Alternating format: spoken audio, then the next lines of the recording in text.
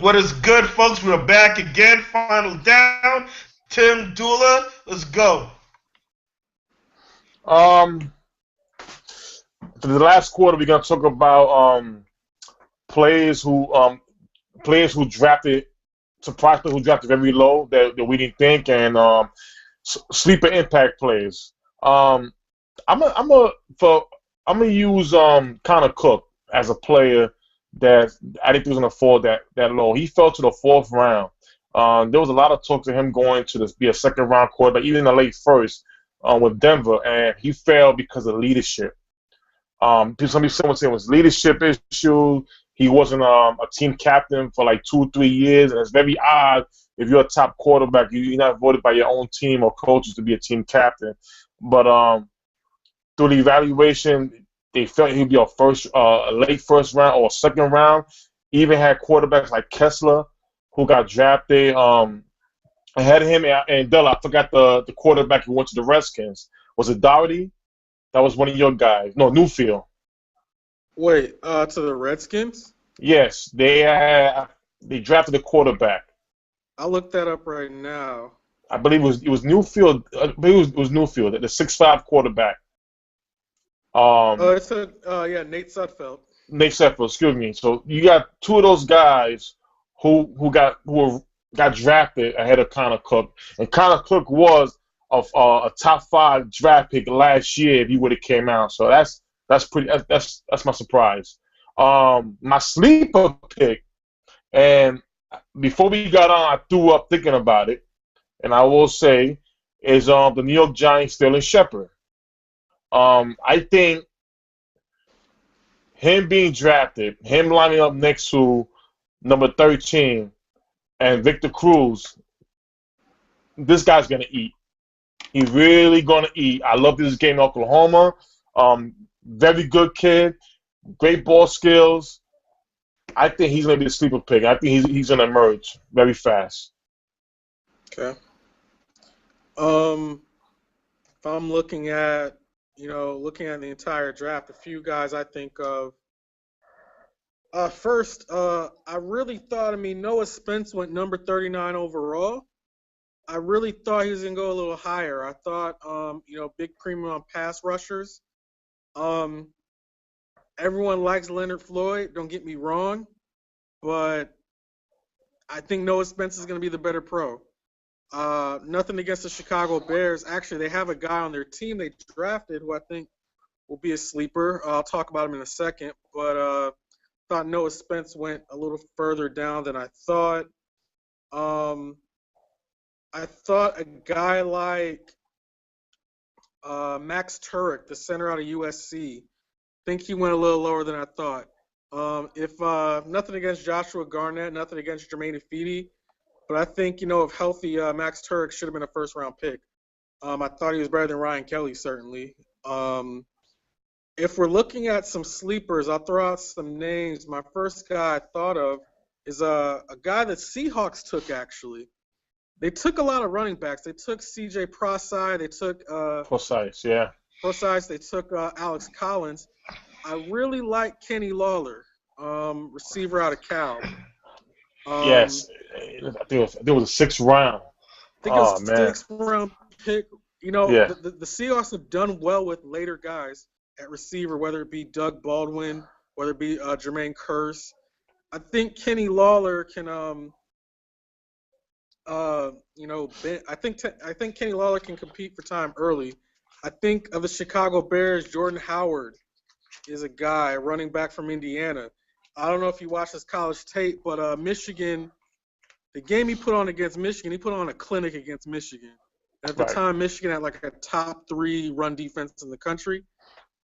He lit him up for about 200 yards or something like that in that attack there. One more guy who, and I'm just thinking about it, looking through. Um, sorry, just looking at these drafts here to see if anyone jumps out to me per se. Cardell Jones is going to be interesting in Buffalo. Mm, You got an established starter in Tyrod Taylor. let's be real, the Bills don't want him. I don't think the Bills believe in him. And I think the Bills are going to back themselves into a corner because if Tyrod Taylor repeats last season, his price is going to go up by a lot. I think Cardale Jones is a guy who, again, he needs to sit. But as a starter, he went 11-0, including a national championship. His first 3 starts were against Wisconsin in the Big Ten game, beat Alabama, beat Oregon. You're probably not going to find any other quarterback who has that type of resume. First 3 games starting, winning a national championship. And, again, I think he has some inconsistency issues. I think he's a guy where, again, you're coming from a spread offense. He has to work under center. But I think Cardale Jones could be a very good pro if he has time to maturate. Those are just some guys there. And there are a few others. Derrick Henry going to Tennessee, I like that a lot. As much as everyone talks about Ezekiel Elliott, I think him and DeMarco Murray are going to tear it up in Tennessee. I talked about the Seahawks earlier. They took a ton of running backs. I think between those guys and Thomas Rawls, I think they have a nice core of running backs. I talked about him already. CJ Process. However you say the guy's last name. Process? Process? Okay, I can't pronounce it either. I think he's going to be – listen, I think he's going to be an all-pro in 3 years.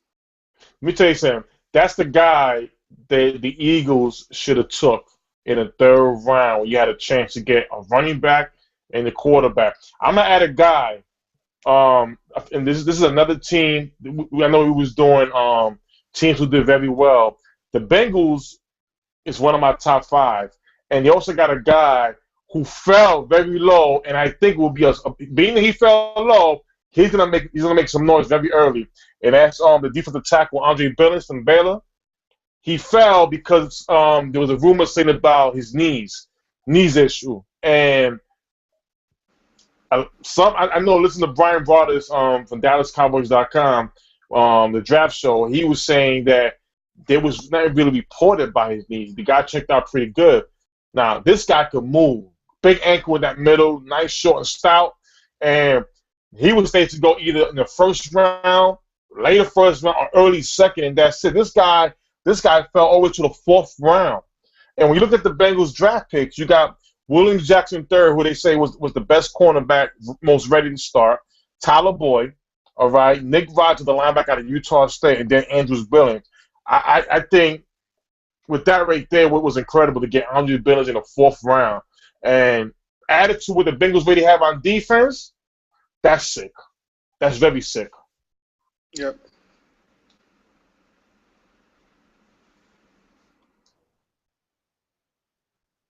All right, guys. I mean, is there anything else to say? Last words about this draft? What's the takeaway?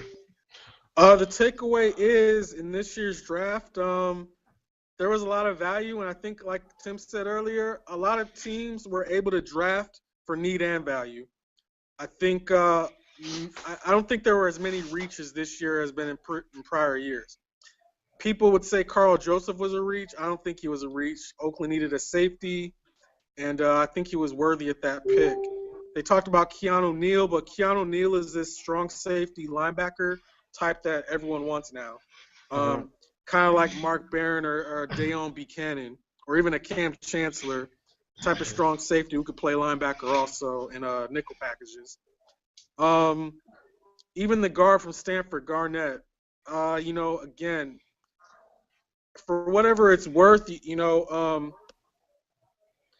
running back, Christian McCaffrey, he was kind of the anchor of that line that, was able to block and let him, run free. So I don't think there's many reaches. I'm interested to see who of these later guys sticks for some of these teams. I'm interested in seeing what Ezekiel Elliott can do in his first year behind that line. Well, I can't wait for that. I'll tell you what I'm interested to see. I want to see Dullah do his 2017 guys to watch out for. So when college football season starts, we know who to look at, and we know who's going to come out in the draft. Because I read a lot of these other scouts and what they're saying that next year's draft is going to be top of the food chain, led by Fournette out of LSU. And Della, I cannot wait till you bring your stuff out. Listen, watch for it next week. My absurdly early 2017 NFL mock draft. Some people not gonna like where they're going, but hey, listen what it is. If you say Eli Orange is coming out, and you say Eli Orange is getting drafted by the Giants, damn it, Della, that's what it is. And Eli Cherry, Eli Banana, any Eli you want. Look at it this way: Eli Manning can throw touchdowns to another Eli in practice. Oh, let me see. Wow, you see that pick that Eli threw? Yeah, Eli caught that interception. Eli Apple to the Big Apple. Wow, there's a lot of Eli going on. A lot of marketing they can do with that. Yeah. Don't be mad, Giants fans. Don't be mad. Hey. On that note, folks, we see you guys next week, same time, same place. Easy.